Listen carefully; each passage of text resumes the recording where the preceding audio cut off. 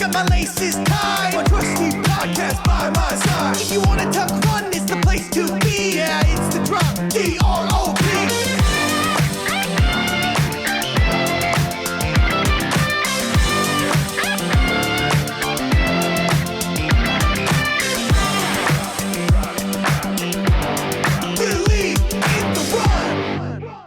Hey, so this is Thomas. I'm here with Kyle Awtry, the founder and owner of Sauri Running.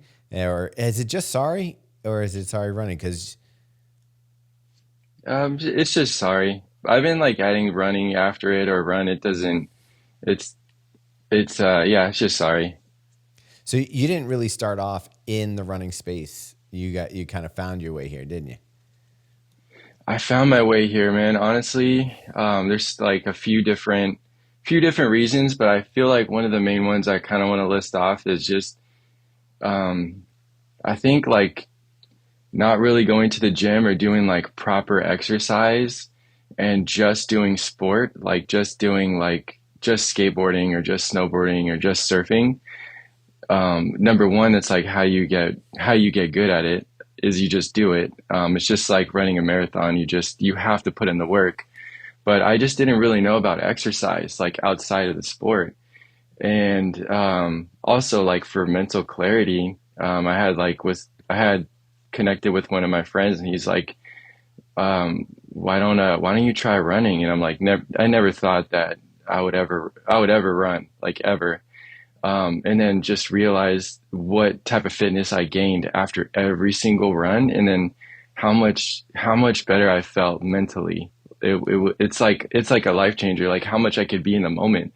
It gave me that same feeling of after skating, like after skating with your boys and you guys kill it on a session, you reach this high, and then you're all just like you reach a high, you guys are all doing tricks, feeding off one another, and then you're talking shit, you get it all out of your system, and then you go eat like a really good meal, or you go like you just kind of like go and just analyze like how you watch footage of yourself and you like reanalyze like how you're skating, how your style is, how you did certain tricks, and then it easily just translated to running. I felt like after a running session or after a workout, you go and just like reanalyze like, man, how are these shoes? Like how did they like fit my foot for like this type of run? Or like you start talking about other brands, and then you start talking about like different things you can implement to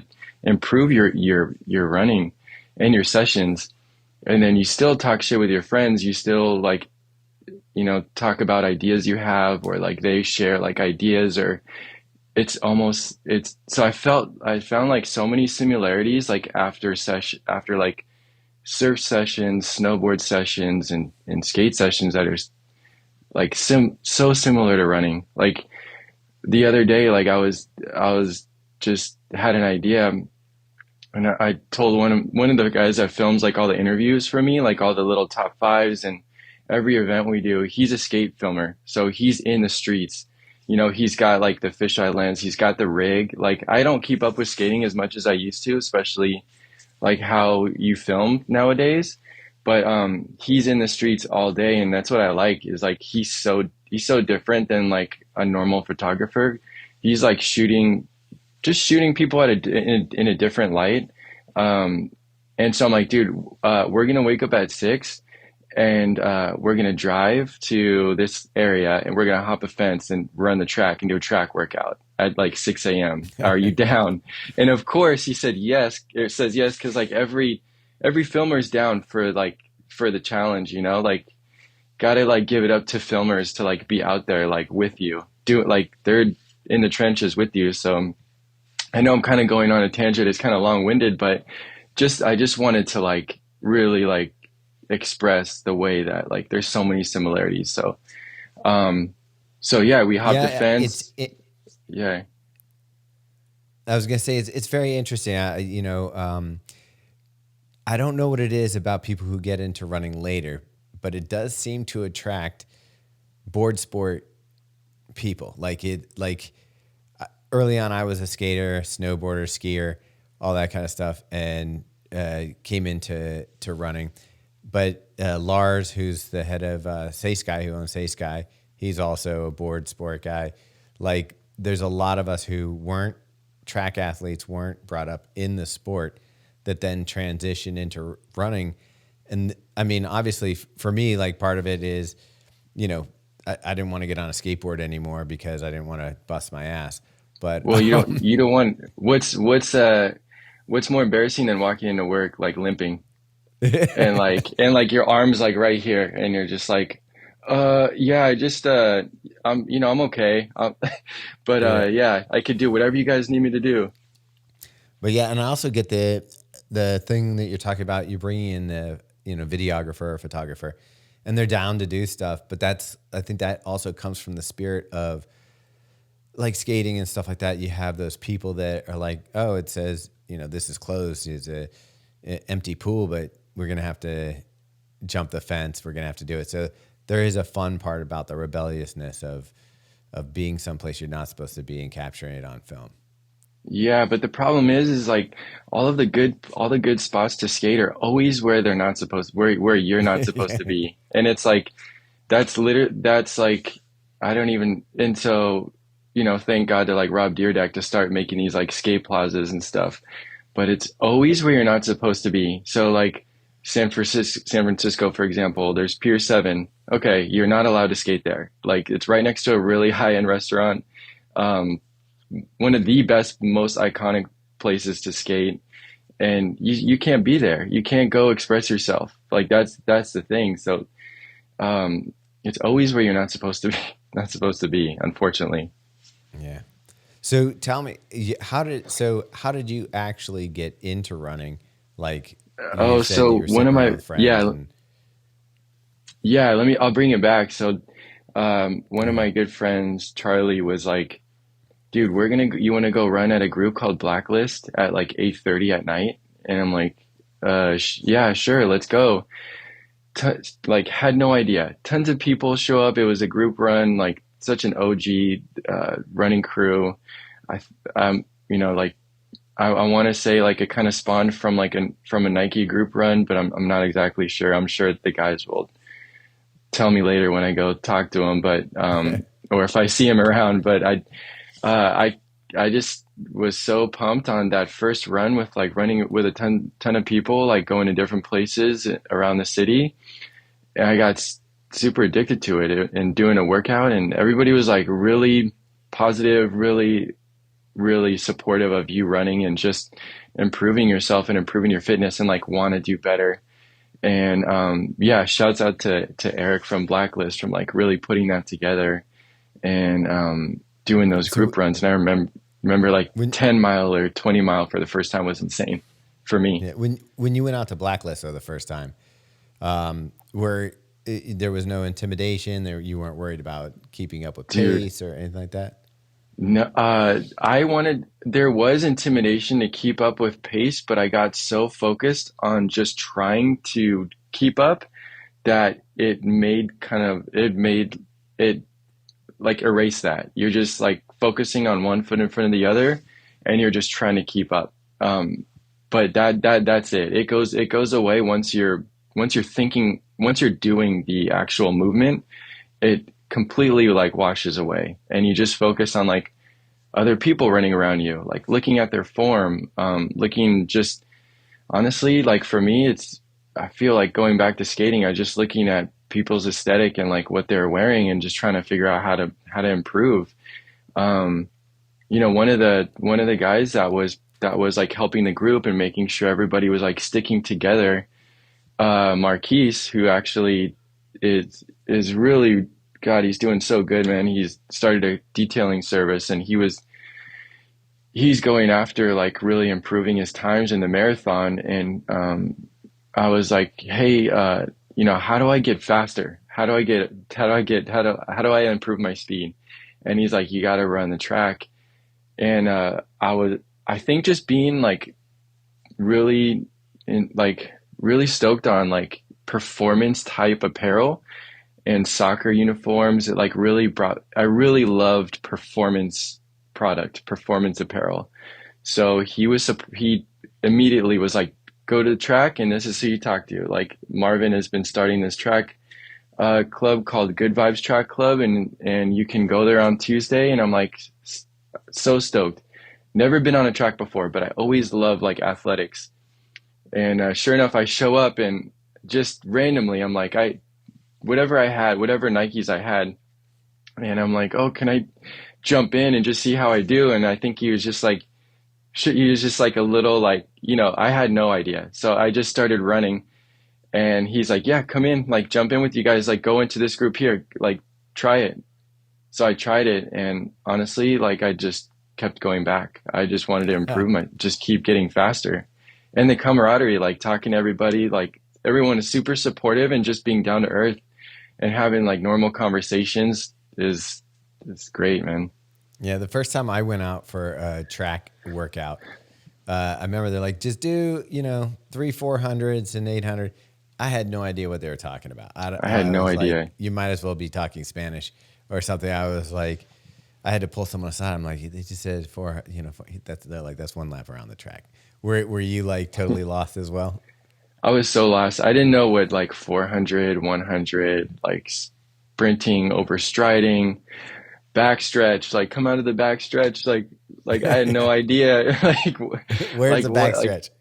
I'm like, what is that? And like now I'm like thinking to myself, like, dude, I got so many ideas. I have so many ideas that I just need, like, I need to execute, like, their terminology just to like bring some kind of humor to it. And oh man, I love it. But yeah, I had no idea. Like, I didn't know what the terminology was for track. It took a while to catch on, just like anything. Yeah. I love it now. So So how does like running like obviously you love gear and stuff like that before, but when the things that you're learning and running, kind of like that discipline and the setting big goals and stuff like that, how does that transfer over to Sauri and what you're doing there? Okay, I think most importantly is yes, I want to look at this as a business, like a business, like I have to have a perspective of business, of course. Number one, to make money, but to be honest, I didn't put a time limit on any of this. It's not like I have a giant investment for this at all. I really don't. I'm a technical. I basically did not go to school.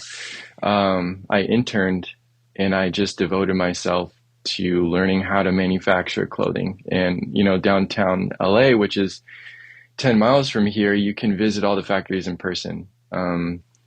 I literally, I just by networking, I met somebody who let me kind of like kind of watch what like kind of like an apprentice. So I I think that's what it's called. But let me backtrack a little bit. Okay. So I do you remember Sal Barbier from skating? He came No, out with no, the S23 shoes. He was that was from probably after my what period, and I what was for year were you what year Paul were you skating? Peralta. So I stopped skating in 1987 when I got shipped up to upstate New York. That's right. I couldn't even finish your episode, by the way. It Yeah, was tough. It was a tough episode for me. it That gets was hard, better. man. Yeah. That was hard, man. That was a really tough episode. So I was working in out so I didn't really know what like I wanted to do. So this is where kind of it all started. I was working retail for a while. I started working in a skate shop, and then I worked at different stores. So I ended up working at this higher end boutique called Opening Ceremony that ended up closing. They had a really nice shop in New York as well. That's where their headquarters was. And I had, met stylists there because in this LA area, there's a huge market for that. So there's a profession called a stylist. And what you do is you get hired by a celebrity to style them when they're out in public. So that's what That's I crazy. I pick. Yeah, sounds insane, but you can make a really good living if you know what you're doing. So I was working in helping stylist Monica Rose, who is a big time stylist, and turns out she is married to Sal Barbier, one of like the most iconic skateboarders, and made one of the most top selling shoes in skating, other than the D3 that is, Yeah, the picked when you up by started, A$AP Rocky. yeah, that was a little bit after my heyday of skating when the This is D3s came out. this was the transition from right after years, probably right after years skating was get this was the next this is the next level, which is pretty iconic. Right when like the goofy boy, which is the baggy clothes, small wheels, everyone Yeah. skating Embarcadero, uh, baggy clothes, small wheels situation. So I was working for a stylist, and she was like, you should help out at Sal Barbier's store on Fairfax here on the corner, and I think you might need some help. And I'm like, I would love to. I've obviously heard of him. I know he's like one of the most in terms of marketing. This he really like he's he's a genius in terms of marketing. So I worked at a store for a while. I learned so much. I learned who Steve Olson is, the original Steve Olson, who was really big back in your day. Met Steve Olson. His son is Alex Olson. They would come into the store. I learned so much working for Sal and learning about marketing. And so I met one of the guys who made his denim, and he let me follow him around to go to factories and look at the cutting and look at the sewing. So is And this then I all got, like you were taking the initiative and you're like, hey, I'm interested in this. Can I come with yes, you?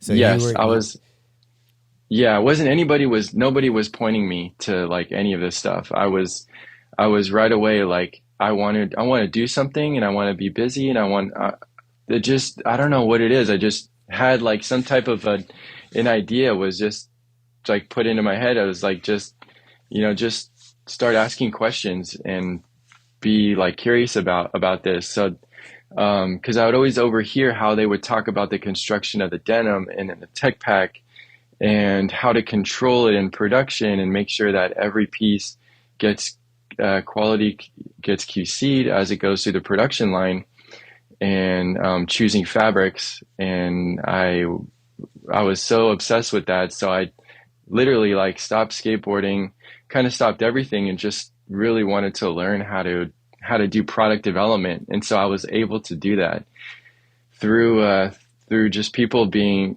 open to like letting me learn and just asking them a million questions. And then I got my first internship, and I just, yeah, so I got my first internship, and they believed in me, and ended up hiring me. So I was able to really navigate my way and just kind of climb the ladder, and that led me that led me from being a design assistant to thrown into production and then that led me to technical design, which I'm still at now. So like tomorrow I'm gonna have to put that technical design hat on and go right back to work. But yeah, what was what was the first question?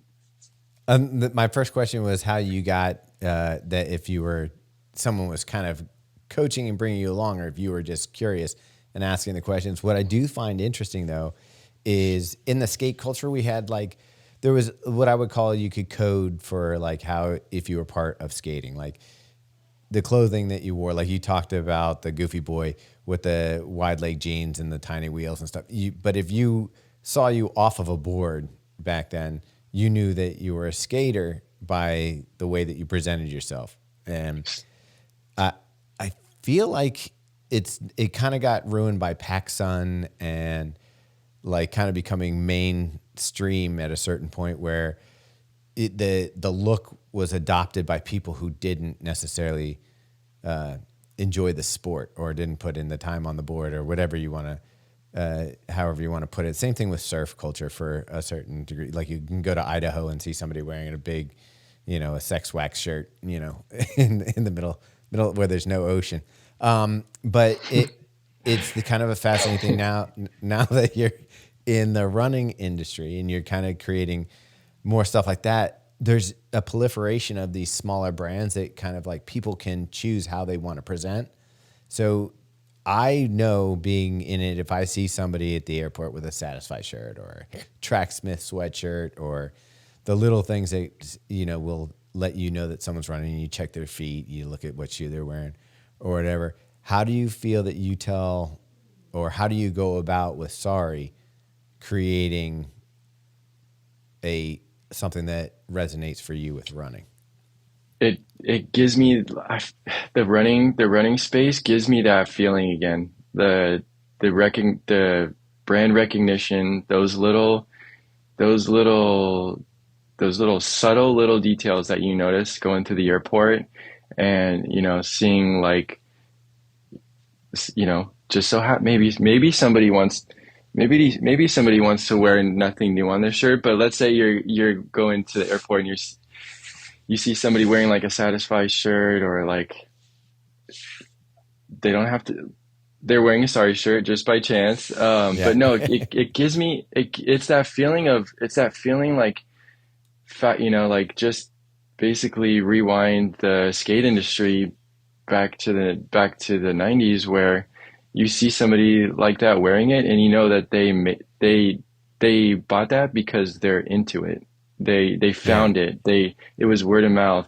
It was peer to peer. They went to a certain shop that just opened up on the other side of town out of nowhere, that started carrying this brand that they found out about, or having a conversation with somebody in a coffee shop, or like talking about with their friends on their run. Oh, you can get this here. So that feeling that's the feeling that I still want, and I still feel like you can get that through running, like you just said, because you walk through an airport and you can see somebody wearing something like Run Affiliate, and you're like, okay, that person knows, like, that they probably like were on this website, or on this website or whatever, and they run, and they want to wear that. It's curated. It's not as much. It's curated. It's like going to Union and buying a Supreme hat, or buying like, I know this sounds crazy, but 10 Deep was in Union before 10 Deep was 10 Deep. So like buying a Union shirt, or like, yeah, wearing a Supreme hat, or all, like, it's that feeling where it's like, if you're wearing it. And I feel like it's getting smaller, and like in our culture in general. Like, new music used to be like something that you curated your playlist, you curated your bands that you liked, and you found out from friends or went to concerts. And now with stuff like Spotify, where it just serves you up, like I used to know every track on every CD and where it was done, when you could see them in concert. And now, because of like Spotify, it's like I'm passive to my music. It's like it serves me up the stuff, and that's where I feel like running right now has got this thing where you can curate again. You can definitely curate again, and it gives you that feeling again. And I don't know how long it's gonna last, but it's awesome. Like, the fact that feeling is still there is pretty epic. I don't even know what else to say about that, but I think it's all about just just doing small runs, or just small brands. And it's like the small group runs. It's all the different group runs coming out with their merch, and doing these little small capsules, small drops that gives you that. Without that, there wouldn't be too much of a talking point. Like, it all has to be created naturally like that.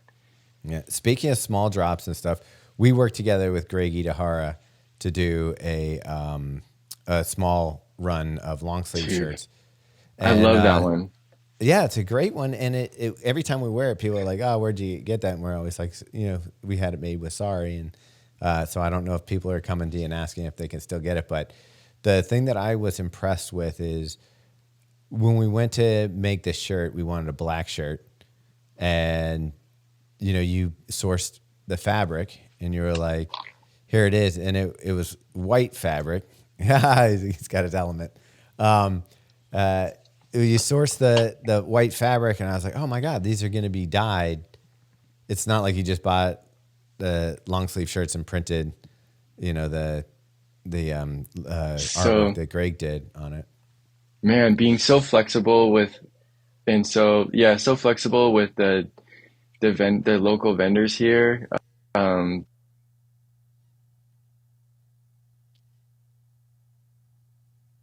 so being flexible and having like a good contact list for some of the local vendors here. Um, Man, I just one of the guys that I love working with at Stocks Dead Stock Fabric gave me a call. And I was like, Kyle, I have some tubular fabric that is left over, that if you're interested, you can, you could use it. And if you want to use it, you have to buy like a pretty decent amount. And I was thinking, I'm like, you know what, I could really, yeah, I feel like oh man, I don't know if we need to edit this out, but I lost my train of thought for a second. That's fine. But yeah, so dead stock. So yeah, I sourced the fabric locally, and it's dead stock, so it's left over from a really large production, and it's in its raw form, so it hasn't been touched, no color, no pigment, nothing. So it's up to the customer to design around that. So what I was that would be cool is using a no side. Basically, there's a t-shirt with side seams and a t-shirt that is tubular that doesn't have side seams. So when you receive the fabric and when it's knitted, it's just on a tube. So that means your pattern needs to fit, and your chest size needs to fit exactly on these different widths of tube. And the reason why it's not always available in the market is because you have to invest in every single size of the chest measurement. So Oh wow. that's Okay. extra small, small, medium, large, extra large, double XL, triple XL, and it has to be knitted in a tube. So it's a pretty large investment for any brand. So that's why it's not readily available, but you always see it if you order blanks like Gildan or Next Level Apparel or Los Angeles Apparel. They have the capabilities of always knitting tubular garments. It's just not cost effective for a small brand to really spend the money to develop and knit for every single size because the minimums are really high. So when I got the call from local fabric vendors saying, "Hey, Kyle, I have this leftover dead stock fabric," so we basically recycled an overage that somebody had ordered and put it to use. So we basically upcycled the fabric and reused it, and it came out great. So we did a direct dye on there. So it came again in its raw form. We sent it to the dye house, dyed it black, and then we screen printed the Yeah, artwork and it from was Greg on there. super soft, super. It's like velvety. It That was like, material. yeah, so it's a ring spun medium weight cotton that we use, and it came out so nice. So, so here's the thing, I had a t-shirt pattern with side seams, so when it's cut, you can cut it on any width of fabric. So it could be 45 inches or 55 or 65 inches wide. But we readjusted the pattern so that the chest size would match exactly the tubes because I wanted to really make it special and really put a nice touch on it. And it came out so nice. It's one of my Yeah, favorite. Yeah, it came out it was my first long sleeve that I think I've done like that. Came out amazing. yeah, it was sick. Maybe we might have to talk about doing another piece coming up. But Yeah. I, I definitely have some left over if we want to use it, but I can, but yeah, that would be awesome. I'd love to make another piece like that. yeah, so talk to me a little bit about like how you go about doing your drops or whatever, because you don't fall in line with like some of the other brands that we mentioned, like how they release stuff or do things. Like how do you plan out or do your projects? Like what's I, your method? I usually just touch on things that have inspired me in the past. My oldest brother growing up, is my oldest brother and sister. They're 15, 18 years older than me. So Wow. I, yeah, I grew up pretty fast. It was like pretty ideal for somebody that wanted to skate all day and do nothing all day and just hang out. Um, so I was able to do that, and it was pretty I mean it's really what like led into a lot of my inspiration of like making pieces. And honestly, this is just like a form of expression, and it's just a thought. Like just like I hear about this more and more. It's like all these like these basically anything you put your mind to, it just starts with a thought. So I know I heard it on Joe Rogan recently where he's just like all this was just a thought, and he is always trying to like reassess what that is, but it just comes down to a thought. So it's it's like growing up with a drum set in my oldest brother's living room that was somebody that was in like a hardcore band, and listening to that, and then listening to grunge and basically like any grunge band, just like sitting there and like being exposed to all that at a really young age. And they would throw ragers, and of course like I would be at the ragers and at a really young age. And I just basically tap into all of that, and I look at fabrics. And once I look at the fabric, or if I go just like fabric hunting, all the ideas start popping into my head, like, oh wow, you can do a really nice split short in this, or you can do a really nice half tight in this, or you can do a really nice cotton shirt for the runners that really love to sweat through the cotton, and want to like really work through their workout, and they love wearing cotton. This could be for the runners, for those runners. So like, I take like the neckband, and like I split the neckband in half to give it Oh, that cool. more like thrifted look, and then I'll like throw some holes in there and stonewash it, and like really break down the cotton. This is actually from the cotton that we use for your long sleeve, but I made this a short sleeve, so I really like wanted to invest in that fabric. So Yeah. yeah, then all the processes like come into play where like I hit it with a stonewash, but I don't really want to give out the recipe, but honestly, maybe it doesn't even matter. But so like I'll print on there, and then I'll throw it in the dye. And then the dye actually, when a garment dyes, it actually does a natural distress over the graphic and gives it that really like thrifted, worn down look. And then I'll stonewash it, and this stonewash like opens up all the raw edges of the fabric and makes it look really substantial and really unique. So it all starts from that. I mean, it starts from listening to Nirvana, and like your it's the suburb, like, you know, house that your brother and all of his roommates live at, and all of that stuff, all the CD covers, like, like looking at all the different album covers from all the different bands, and looking at the artwork. And you know, so where I grew up is really close to all the machine shops for like Boeing, Blue Origin, all there's a few different ones like Honeywell. They would make all the machine parts. So my brother's friends worked in the machine shops, and then you have them like just kind of talking about work and about being in the machine shop, and like making certain pieces, and their stuff would kind of the house ended up smelling almost like a like oil, because if you're working in a machine shop all day, cigarettes, and then beer. And so I go back to that space when I'm thinking about, and I like about a graphic, or like a certain cut, or a certain photo shoot, and then all of a sudden, like, immediately, like I just start like wanting to like let that experience just come into a certain garment. So like this shirt, like the trailhead shirt, you know, I don't know if you can see the back, Yeah, I can see but it. So so for those trailhead. listening, he's pointing out his shirt right now that has "Sorry" on the front and the trailhead printed across the back.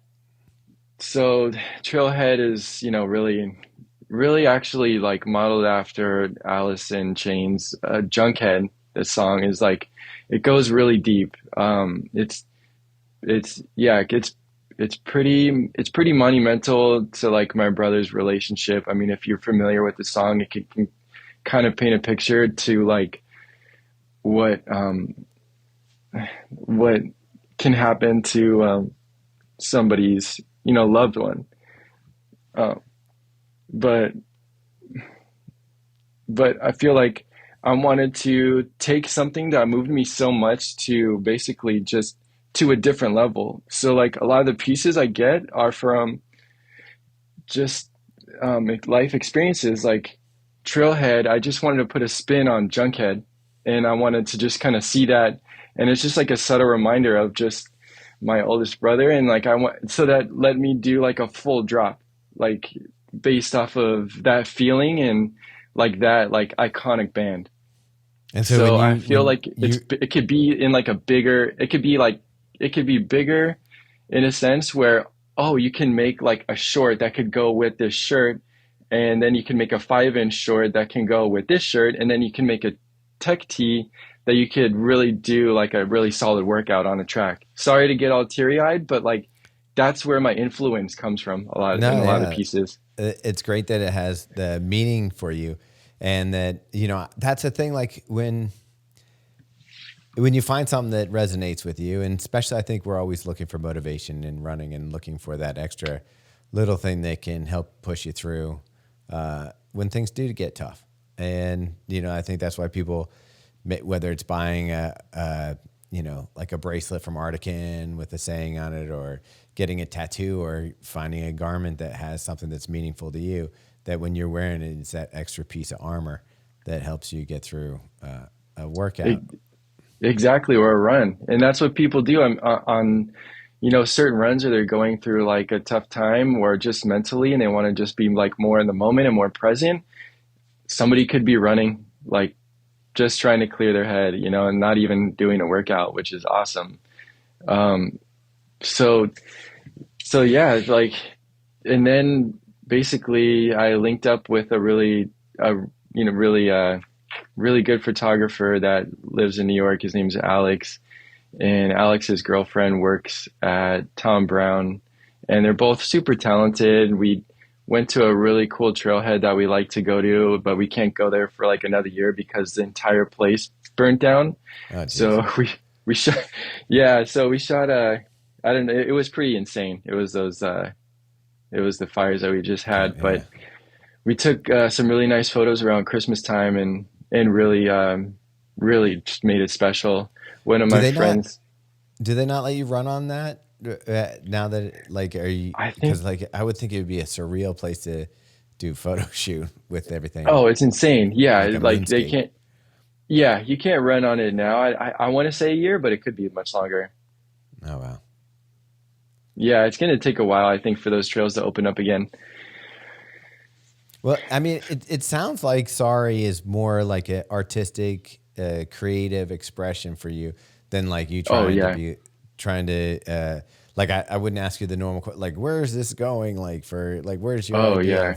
of how this brand is going to grow, unless you do have thoughts on that. But it seems like this Yeah. is more like an artistic and creative exploration for you. Am I getting the right? Honestly, it really is. My goal is to really do it full time and to really work with basically anybody that is close to me or that inspires me or doing drops like with you guys. That's what I love doing. So uh yeah, that's why I feel like it makes it really special because I didn't want to set a certain time limit or goal. I want it to be more of like a creative outlet, creative Organic. expression, very organic. That's all I wanted. And I feel like it has to be like that for it to be a really substantial brand. Okay, so you said full time. What are you doing with the rest of your time then? I don't know if I could, yeah, I don't know if I could, I don't know if I could say who I work for at the moment, but I am a technical designer full time. So I work in women's wear. So Okay. my training started in like more higher end women's pieces, like working with fabrics like silk, leather, All the stuff you use in denim, running. all the stuff. Yeah, all the stuff you use in running that you take really, really far on your trail runs. Yeah. But yeah, my training is mostly women's stuff. So I work full time as a technical designer. So I work under a designer. They give me their direction on how to execute a fit and execute a design. So I formulate that into a tech pack, where they say in our industry comments, where you use Illustrator and you basically draw on the garment through Illustrator on how to improve a fit, and you explain that to a pattern maker, how to change a pattern and adjust it so it fits a certain way. That's interesting. So I went through a crisis at a certain point and decided that I was going to teach myself Illustrator and Photoshop and all that stuff to get my design job that I wanted.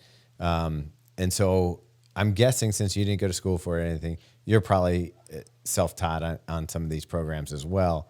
Yeah. And you just kind of have to dive in. It's one of those things that you put in the hours. Yeah, it's just dedicating yourself to it. And I really, and being obsessed with it. So I sat there like and just taught myself Illustrator and Photoshop. I remember when when we first got our computer, I sat there and just like tried to learn how to use it. I had no idea. And I think the software was, It's a I don't know tough. if yeah, okay, this was a very tough time. Sitting down and learning how to use a computer and email for the first time. And I think there was a software called Encarta. I don't even want to say the name. It Yeah, sounds I really think it weird. was Encarta. What the fuck? Dude, Yeah, Illustrated though, like people, like now there's Canva and there's all these tools that people can use to design on. But back, like when I started using Illustrator, it was probably, right around 90, 94, 95, and it yeah, was not the tool it is today. It no. was a rough start. I don't know when There's you no got on board, but I think it was around that time, maybe a little after you. I would say maybe about 5 years after you. There was no YouTube to learn from. There was nothing. You sat there and taught yourself. You know what you saw and you wanted to recreate, but you didn't know how to do that. So you just sat there and learned how you that's put the right. hours in. It was funny because I remember at a certain point, like I'd been doing some, I taught myself how to do, one style of illustration in Illustrator, and I was working on, and I spent all this time, and I used to have this like big process, and was with another guy, and he was like, we were fixing a design I did, and I'm just going through my thing. He's like, "What are you doing?" He's like, "Use this tool, do this," and it's like pop, and I was like, "Oh shit, I've been That's the doing it thing. wrong for You like years." you got to work with people that know what they're doing and get those little hidden gems from that just open the door for you. And it just takes one little second, and then boom, it's like, oh, okay, that's it. And you just keep Yeah. doing that and roll it over, and it just compounds. It's crazy. Yeah. But yeah, so that's that. Like, it's funny that you say you didn't go to school, but it sounds like you figured out how to get an education. Oh yeah, I got an education just by working and putting the hours in and just really dedicating myself to it. Just navigating my way through the industry, and it wasn't like a straight shot or anything. It was, it gets pretty stressful, and you kind of think to yourself like, what's next, or what's after, how can I earn more money so I could actually move out? And you just end up figuring it out, and yeah, I I'm really thankful to the people that actually gave me a chance, and I worked for some really talented people, and that helps because you never know how something that some that you never know how like the impression that you give, or any opportunity that you give to somebody, like how much that means to them, or later in life, like it that always matters. Like, for instance, like just to give an example, going back to my oldest brother, he gave me my first Thrasher magazines, like my Yeah. first Thrasher, sitting there looking at it, like obsessed about it. And I remember like one of the skaters like had a pretty giant ad, and then fast forward, fast forward to when I was moving out, and I met somebody working on Fairfax that was also involved with Flight Club because he grew up with the guys that started Flight Club because he skated with them in the 90s in New York at the iconic Brooklyn Banks. Crazy, crazy iconic time in skateboarding and in style.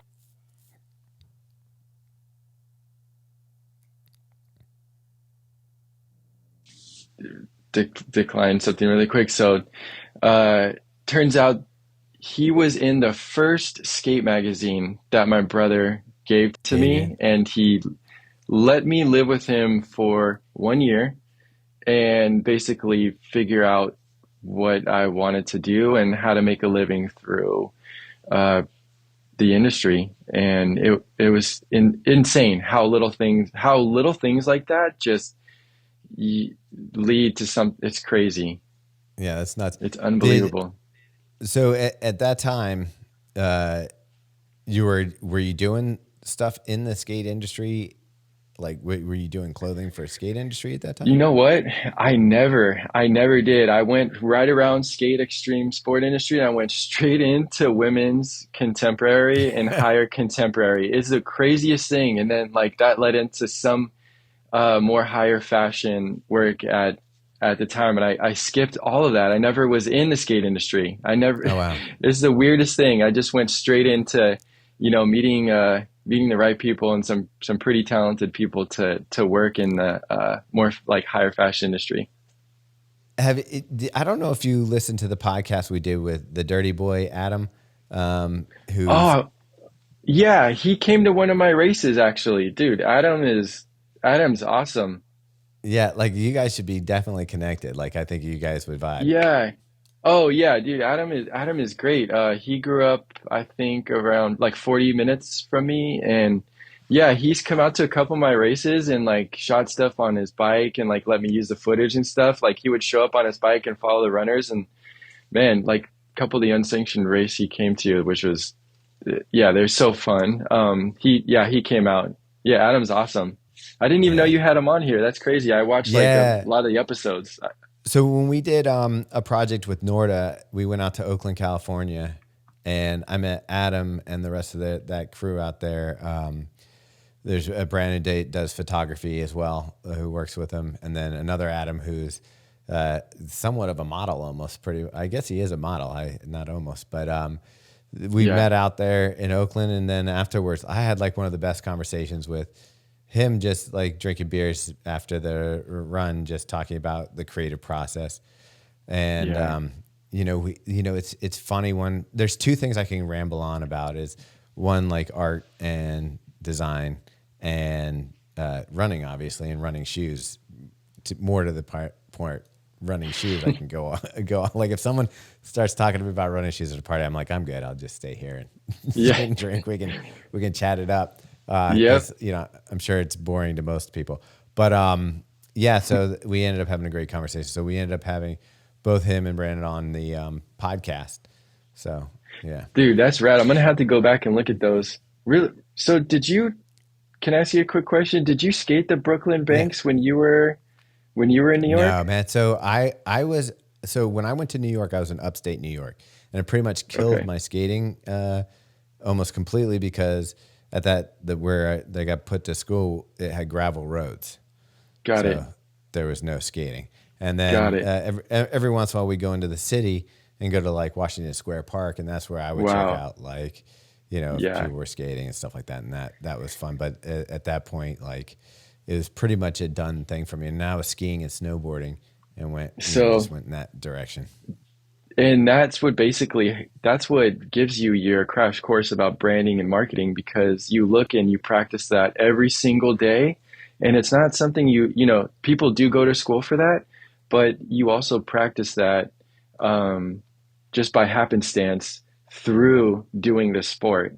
And I don't know if you're familiar with like Girl and Chocolate and how monumental those brands were. It's a little bit after your time, but Yeah, that's kind of what that's what gave me my schooling for like image and branding and marketing, and that's what that's how I look at certain models and I shoot people and I want them to wear like certain clothes in the pictures and stuff like that. Yeah. Well, I mean, it's definitely for me. What I was always a kid that was into comic books early on, and so you know, you used to go to 7-Eleven. There would be a wall of comic books. Oh yeah. And so I got into that kind of graphic style, and my mom was an artist, so I started drawing and stuff like that. And Nice. I got real into that. And then when skateboarding came, and you saw like the expression of how illustration became a product that you could own, like So a skateboard, a deck, a t-shirt. exactly. That's what got me. Well, really they used hyped up. to. Well, then they used to do collabs, and like some of those artists that they work with are some of the artists that I don't know. Did you see some of the original Future artwork when you were in New York at Yeah. all during that time? Yeah, he was Wow. definitely on the graffiti scene. So I was also there when Keith Haring was still. He was alive for about a year and a half or so after Wow. No I got way. there. Yeah. So and my roommate in boarding school, his dad was an art dealer. So like we were Wow. the graffiti scene and stuff like that was going on. So And was that before Iraq got big through A oh Life? yeah, yeah. That was way So before, right? yeah, yeah. Okay. So you're talking. When I went to New York, that was like 87 through 89. Okay. Yeah. So it was like, yeah. Wow. That must have been pretty epic seeing that stuff. See, that's what you can kind of translate into, doing Believe in the Run and filming a certain way, and like those things just like come from like real experiences. Yeah. It is an interesting thing. And it is funny to me how many people come from, and maybe it's the individual style of like skateboarding is a group thing, but it's also an individual expression of sport.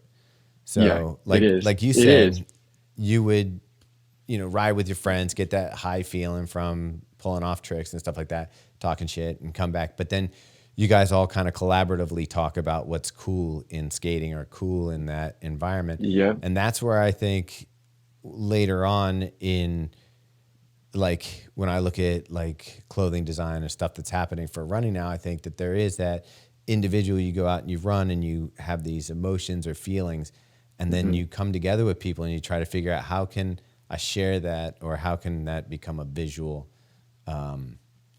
expression that someone Yeah. can experience. I don't Yeah, know. That's just exactly. where I Which come from. no, yeah, which helps with design, and it helps with this type of cuts and the details that you want to put on the garment.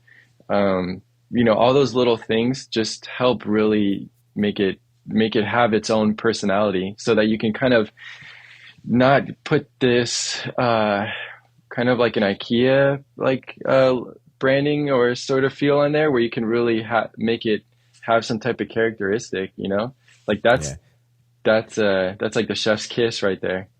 All right. So as we're winding this down a little bit, can you kind of give me an idea of like, I don't know, where you want to see things going for Sauri and kind of yourself, and like what you want someone to take away from this podcast? Yeah, so one thing that I put on the hang tags and on the label is a saying that says we set out to explore running, and instead we discovered sorry. All right. I So love that. that's uh that's what I have to say about that. And that's yeah, that's like that's sorry in a nutshell. So if somebody wants to support you or the brand, or just find out what the brand looks like, check it out. Oh, What's the best way to do that? yeah, so best way to do that is on our Instagram. Definitely love posting all the new products and all the new drops on Instagram and our stories. And then if you want to actually make a purchase and you feel really good about that, the website, which is www.shopsorry.com. For the rest And of just this in case month. people are looking for it, it's before we get into that, the way that you spell that is Sauri, not Sorri. Sauri. Yeah. It's Sauri, just like the shirt, because I wanted to make something like the religious piece that you wear when you go to worship, which is called a sari. It doesn't have a U in there because I wasn't able to really get any type of trademark for that. But if you are a runner and you like to, wear clothes that are affiliated with running, you would wear a sari. Or wear a sari. That's the idea behind the brand. I love it. So yeah, You're I saying do for the have rest of this month. pieces. Oh yeah, I do have pieces in a store at the Row, which is in downtown LA and near the Arts District. It used to be the old manufacturing for American Apparel. One of my friends that, like I said before, is in that First Skate magazine, has a store called Tried and True. It's all vintage. And we did a little pop up for the LA Marathon, and I have all the pieces there. Like the DMT running polo is there. The Nothing New shirt is there. The new women's sports bra is there. The new graphene fabric that I'm using for the tech tees, and the UTMB style long sleeve that I wanted to um, kind of play around is there. It's really lightweight. It really blocks a lot of the UV rays, so you can wear it on hot runs, or you can, wear it on like a chilly day. This is like a little shout out to UTMB, but it's great fabric. So all that stuff's there until April. So if you're in the area, you can cruise by and check it out in person. Awesome. If should we cut out the crying part, or should we leave that in? I don't. You can cut parts of, but we'll have to cut this part. I think you just. We have a guy who takes a look at it and he'll chop it up. So if it's whatever, we'll just make a note. Nice, man. I don't think it was out of control. So what helped was that they cut like 5 minutes out of mine. I'll tell you that much. Oh, dude, man, that was a hard episode. But I think what's good is that you expressed exactly what I wanted to explain or articulate, was that it's basically like it's a real brand for running, and there's not some type of like ladder we're trying to climb or that I'm trying to climb. It's just working with really good people and friends and people like you guys and you who like understand the brand and just want to make something cool. And that's like all we're trying to do. Yeah, more cool stuff out in the world. Yeah, exactly.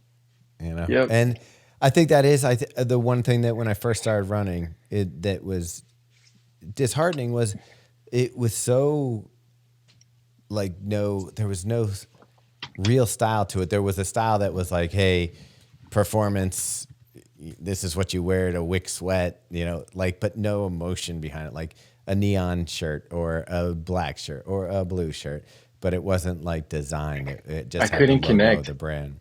Yeah. I couldn't connect to the clothing. It was dorky. Like you were like, I want to wear something that I don't want to look like I just hopped off a bike or something like. Yeah, and I feel like it's getting bigger and bigger. It's like we got a brand for that. Like, do you want to like really like shorten your hair and like really fade it to the side and blend nicely? Like we have a brand for that. Like I feel like there's so many brands coming out. I probably shouldn't say this stuff, but there's so many really good brands. Yeah, no, I don't think you have to worry about that, because I think what's going on is there's enough market for everybody. Exactly. And you're not going to design something that's going to appease everyone. Just like I love Tracksmith, the stuff holds up well, the quality wise is really well. But it's starting to get kind of like, when a certain type of people start following a band or it starts to take on that personality, even if the brand's like, no, that's not who we are. That's who we start being. And right now, I feel like that's happening to, like, there's a Satisfy wear, there's a Tracksmith wear, there's a Runnin' Rabbit wear. There's like these people that gravitate towards those brands. So I think as the market gets bigger and bigger and bigger, and it's like you said before, it's really tough to find really good music. Because of that, it's giving us that feeling back again where we can discover brands Like a deep and cut. connect through the sport. Yes, Like exactly. if I saw If someone wearing a Sauri shirt, I'm gonna be like, you have to, you're deep into the culture yeah, that's going on yeah, right now. It's not yeah, like you if like yeah, I wonder, like I see someone wearing Brooks running shoes, and I'm like, they could be a runner. They might be someone who just wanted a comfortable pair of shoes. But if I see yeah, somebody in like, a pair of Diodoras or something like that, I'm like, okay, yeah. you're drilling down a little bit. Yeah, exactly. And I mean, with your guys's exposure to the brand, that actually helped me kind of shape my viewpoint on them. And I didn't know too much about the brand until you guys started really covering it, and I didn't know that it would. I didn't know I was going to go down this journey with you guys to really discover that, but I did, and it's because of the videos and the way you captured it. But yeah, now I'm almost like looking at, like I'll look out for their stuff now, and I'll search it out because of that. I didn't know too much about Diodora. I wasn't really paying attention to it, Yeah. honestly. Well, that's the thing that we're like, our goal is to expose stuff that we like and that we dig, and kind of, like you said, curate a little bit. But it's also like, we also know that it's not going to be for everybody everything. So like if I'm showing somebody the latest apparel from, say, like we just did Say Sky and Puma collab, just brought that up. That's not going to be for everybody, but some people are going to be like, oh, this is amazing. And then Yeah, somebody else is going to be more like, oh, the Sauri brand, I like that it's small, it's boutique, that if I get that, I'm not going to show up to the run and look like 15 other true, people true. there. So I Yeah, think I that, love that. yeah, there's a value in, I think, any niche. There's a value to being, different. Yeah, yeah, there is. There is a value. Yeah, because you actually can be a human and you can have your own style. And I feel like the more brands that are out there, the better it's going to be. The more small brands, the more small group runs, the better it is, honestly. Because like you said, you want to connect to what you're wearing, and you want to like feel some type of soul that the brand has behind it for you to wear it. The Yeah. connectivity is There's where it's actually a at. brand that I wanted to tell you about to check out. Oh So yeah, let's wrap this up and I'll get to that. So yeah. I'm just gonna. So Kyle, thanks for coming on today. This was great. Wishing